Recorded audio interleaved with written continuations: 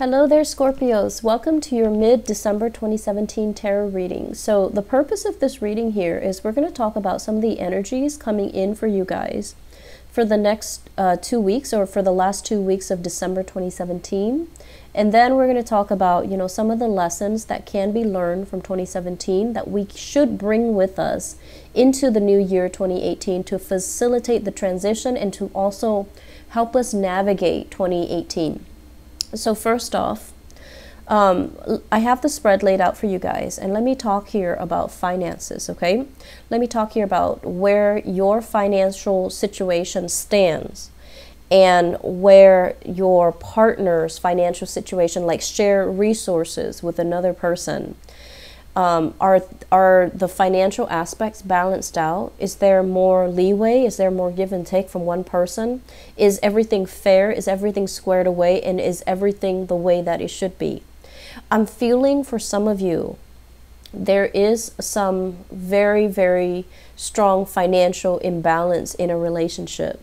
And when you love somebody, you don't really nickel and dime them, right? And when you love them, you will step up when they need help. And you will also, you know how to kind of step down when they don't offer or when they don't ask for help. So I feel like you're a very, very considerate relationship partner. And it's really, really important for you to make sure and to really be honest with yourself as well. Is your partner on the same page as you? Are they contributing enough? Or are you contributing enough as well? So I feel like there is some massive financial imbalances in the relationship, and it needs to be rectified. It needs to be kind of sorted out. I'm feeling for you, you're dealing with a partner that might be extravagant. They want to go out all the time. They might have trouble sitting still, doing things at home, like entertaining guests at home. They have trouble. They might feel claustrophobic when they're just sitting in one place and not doing anything, and they like to be seen and heard. They have more of a flamboyant energy. They might want to go out, and they might want to go to places where things are happening. They might enjoy the nightlife. So I feel like the way that you entertain is a little bit more down to earth, and the way that they entertain is a little bit more other oriented. So they might expend a lot of money in the pursuit of, of this lifestyle, okay? And I feel like that's not really what you're after, and I feel like it's creating financial leakages or financial drainage in the relationship. I'm also sensing for many of you as well, you're looking at a relationship and you're happy with the person, but I feel like you're looking for more drama, more chemistry, more excitement, more passion. And you might have had that very dramatic, theatrical relationship in the past, and you're longing for that. And so you're kind of comparing, that past relationship with your current relationship. And it's not really meeting your expectations in terms of what drama, chemistry, passion is supposed to be like. It's okay, but it's not the optimal best. And you're kind of looking at it like, I care about them, but I don't see myself marrying them. I don't see myself settling down with them, and I don't see myself having a stable relationship with them. And I'm also feeling as well, if you are in a marriage situation, the relationship, there's a lot of love, but it feels like something is stale. It feels like the passion, the chemistry, the excitement is not there.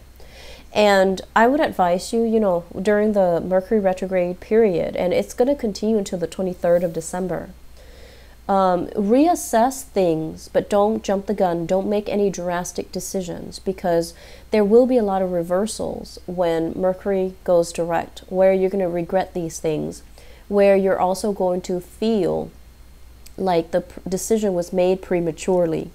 Okay, so it's okay to ruminate and think about these things and be realistic, because in Mercury retrograde time frames, we also have very, very profound and deep insights into things that we otherwise might have swept under the rug during different times of the year. So I'm feeling here for you, ultimately, I feel many of you are going through this major maturation process where you're I want to say like reinventing, re-identifying what a good relationship means. And I feel like for you, you can grow to love another person if you respect their financial decision. If someone is very financially sensible, they might not be the most passionate, the most attractive, the most striking, gorgeous human being. But if they're very practical, if they're very, if they say they're going to do something and they follow through with it, if they're very pragmatic, if they're very sensible, you're okay with that. And I feel like some of you are just like, I want that sensible person more than I want that passionate, exciting person. So you're really redefining what you want in a partnership. And you're redefining as well, you want that balance and give and take. You don't want to be the one that kind of pushes the relationship along. You don't want to be the one that the burden of the responsibility of the relationship always falls on you. Like you're the person that has to move things, churn things, and get things moving and kind of support your partner. You don't want to do that anymore. And so you want somebody who's on the same page, and you're really thinking about, I'd rather have that really pragmatic, stable relationship. In the past, I might have wanted this type of people. Now I'm looking for a different type. And I want somebody to be on my same page, on my same vibration.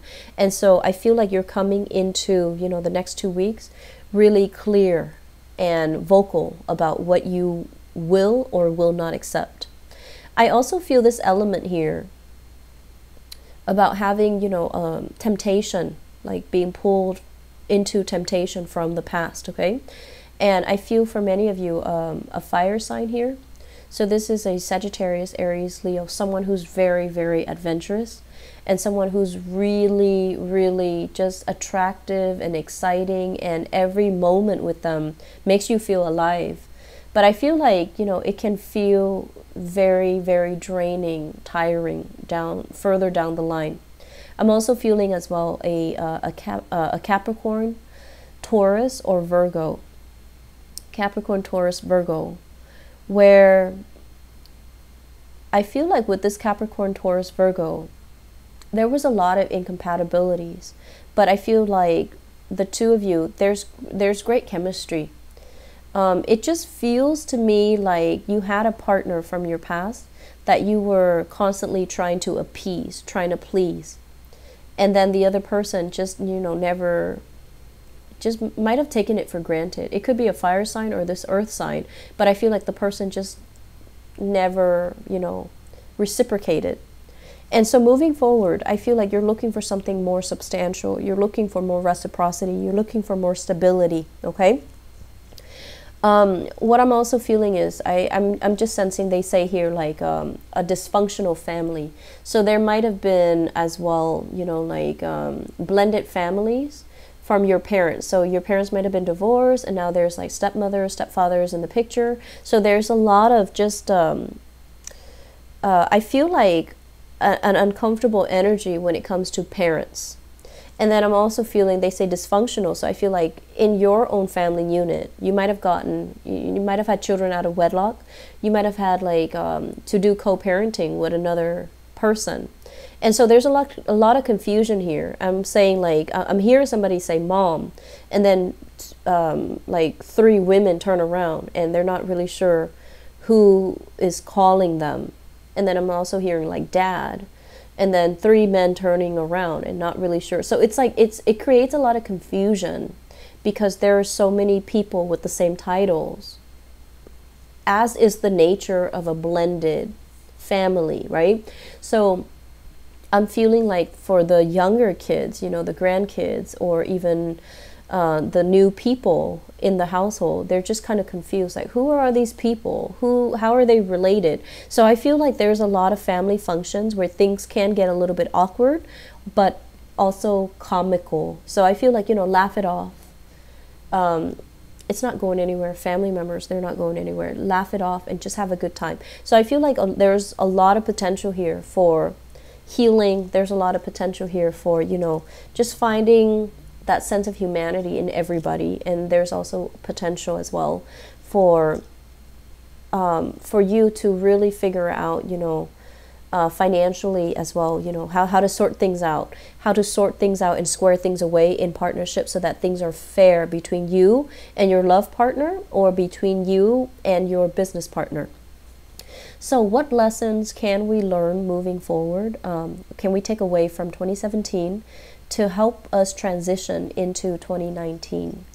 I feel like for some of you who have been kind of holding on to a property, you kind of need to let that go, okay? I feel like it's time to relinquish property, to sell property, and I would recommend that you try to, you know, take care of that in the 2018 timeframe. If you've been thinking about it for some time, try to do that. I'm also feeling as well, there's a need for you to kind of get out there and socialize more and connect with more people. So I feel those opportunities are going to be coming in. I feel like the major lesson is for you not to sequester yourself, for you to realize when things are not working and to try to move on. A lot of the problems that fixed signs and Scorpio, Aquarius, Leo, Taurus have is their inability to let go. And I feel like for you guys, it's stamped all over your relationship sector. You care about somebody, you like somebody, but they're not the best optimal relationship partner for you. It's really important for you to let go, okay? It's important to let go, because I feel like if you find yourself financially drained or financially short all the time because of this relationship, it's because it's karmically telling you that, you know, you're not meant to be with this person. And if it has been, you know, an ongoing thing for years and years and years, and you're not doing anything about it, I feel like it's just a time for you to let it go. And then I also feel as well, there's a need here for, you know, one person to take care of another person, and relationships need to be very two-sided, you know, like it's a two-way street. One person cannot give all and feel depleted and feel resentful. So I feel like you need to kind of balance things out a little bit in that department as well, okay? 2018 is going to be a very good finance and career year for many, many of you. And we have, you know, you have a benefic planet, Jupiter, in your sign for the majority of 2018. So it's really telling you to put relationships on the back burner and focus on your finances, focus on your career. Relationships, they should not distract you in the year of 2018. Put them all behind you, put them on the side, don't bother with them. Focus on your financial situation, focus on your work, focus on professionally networking with other people. And then the relationships, I honestly feel they can fix themselves. Once you detach, that's when your partner kind of shapes up. So I feel like that needs to happen for you to be a little bit more grounded and for you to be a little bit more focused when it comes to getting practical considerations kind of like all lined up, and then worry about the relationship later, okay? So for those who are single, focus on your financial situation. Relationship will come in when the time is right. So don't divert your energy, your attention, don't let it consume your life, and where you have to put other things on the back burner, where you have to put work on the back burner, okay? So you have a really good year ahead of you. It's a very, very good finance year. And so make that your priority, okay?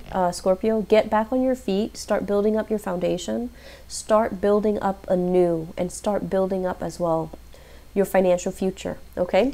I'm going to leave it at that. I do wish you all the best, and take care of yourself and have a blessed holiday season. Bye-bye.